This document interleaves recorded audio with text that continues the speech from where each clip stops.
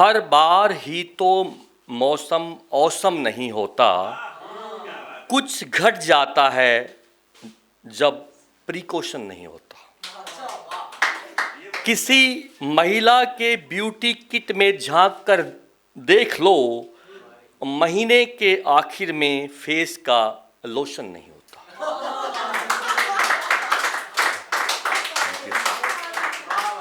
सभी ने बच्चों के नाम आर्यन और ऋतिक रखे हैं, हर आर्यन खान और हर ऋतिक रोशन नहीं होता। Thank you. शादी के कुछ साल तक सींचा जाता है प्रेम पुष्प, बच्चे होने के बाद उसका पालन पोषण नहीं होता। बीवी माँ बनते ही बच्चों को जेब में कर लेती है, पति का पिता बन के भी प्रमोशन नहीं होता। एक मुक्त उसमें लिखा था, मैं आप यही ढूंढ रहा था क्या सुनाऊं, थोड़ा सिंपल लाइनों में। अंगों के घर्षण से जब चिंगारी निकलनी समाप्त हो जाती है, जब हम ऊष्मा विहीन हो जाते हैं तो हम फिर से शीतल होने लगते हैं, या यूं कहें कि तापमान के उस स्तर पर पहुंचने लगते हैं जहां से सब शुरू होता है, जहां से हम स्वयं को उत्तेजक बनाने की प्रतिस्पर्धा के कुचक्र में फंसना शुरू करते हैं। उस कुचक्र से निकलकर हम फिर से स्वच्छंद महसूस करते हैं। इसके बाद शुरू होती है कुछ नए मायने और ढूंढने की उड़ान। इसके लिए ऊर्जा हमें स्वतः ही प्राप्त होती है यदि हमने मूलाधार का अत्यधिक क्षय नहीं किया है। अब कागज नहीं होते हैं बर्बाद कंप्यूटर आने के बाद, एक नए युग का हो गया आगाज कंप्यूटर आने के बाद। हमसे टाइपराइटर हो गया नाराज कंप्यूटर आने के बाद। दिन ही नहीं लंबी हो गई है रात कंप्यूटर आने के बाद, और जुड़े हैं दुनिया भर के लोगों के साथ कंप्यूटर आने के बाद।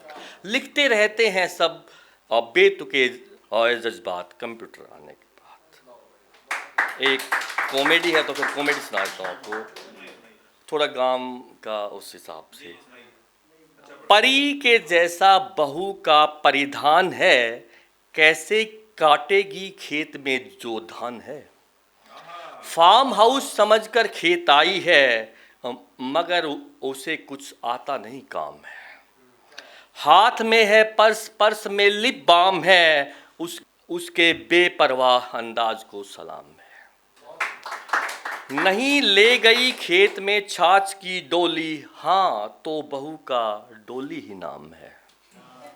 मायके वालों ने खरीद लिया लड़का, उसका काफी अच्छा लगाया दाम।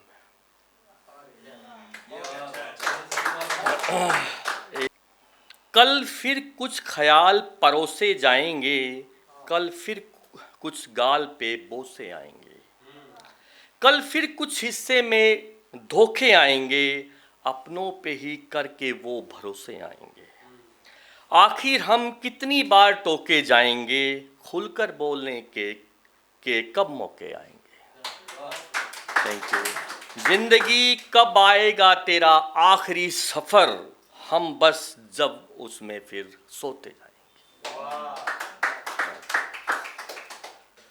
जब हो गई आरती की आ गया सारथी, फिर धनुष बाण ले चढ़ गया महारथी। सुभद्रा विवल हो बस नेत्रों से और दुलारती, और रह गई उत्तरा अभिमन्यु को निहारती। वो युद्ध की घड़ी थी तो कैसे खुद संवारती, युद्ध से पहले ही वो दिख रही थी हारती।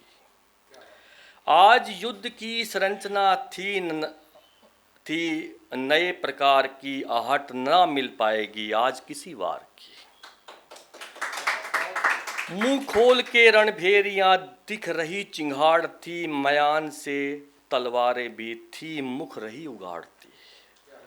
दृष्टि आ रही थी घूम सेना में, उस कुमार की प्रतीक्षा हो रही थी अब पहले प्रहार की। निकल उठी तीव्र हो तीरों से बौछार सी, भेद कर निकल गया वो छठवां द्वार भी।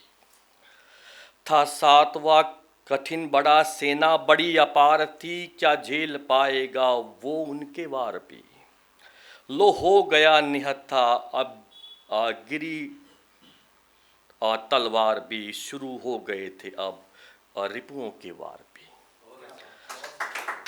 गति बड़ी तीव्र थी जयद्रथ की तलवार की, अब घायल अभिमन्यु था, पीड़ा भी बेशुमार थी। स्वेद और रक्त से भरी रेखाएं भाल की, क्या जान ही जाएगी आज अर्जुन के लाल की। रथ का पहिया लिया और झुक गई थी नाड़ भी, विपता की घड़ी में वो बन गया हथियार है। आखिरी सांस तक किए उसने वार भी, झेलता रहा बदन बार बार प्रहार भी। वो निहत्था था एक भीड़ थी काल की, क्या उसे घेरने की ये अब चाल थी। विभत्स और करुण उसकी चित्कार थी, उसकी पसलियों में अब आ गई तलवार थी। घर पे खड़ी थी माँ पत्नी, रास्ता निहार थी, अच्छा हुआ नहीं और सुनी ध्वनि उन्होंने वार की। उसके चित्कार की पीड़ा के हाहाकार की, इतने बड़े समर में ये छोटी सी बघार थी। अगर आप ये वीडियो YouTube पर देख रहे हैं तो हमारे चैनल को सब्सक्राइब करें और बेल आइकन को दबाना ना भूलें। अगर आप Facebook पर ये वीडियो देख रहे हैं तो हमारे पेज को लाइक करें।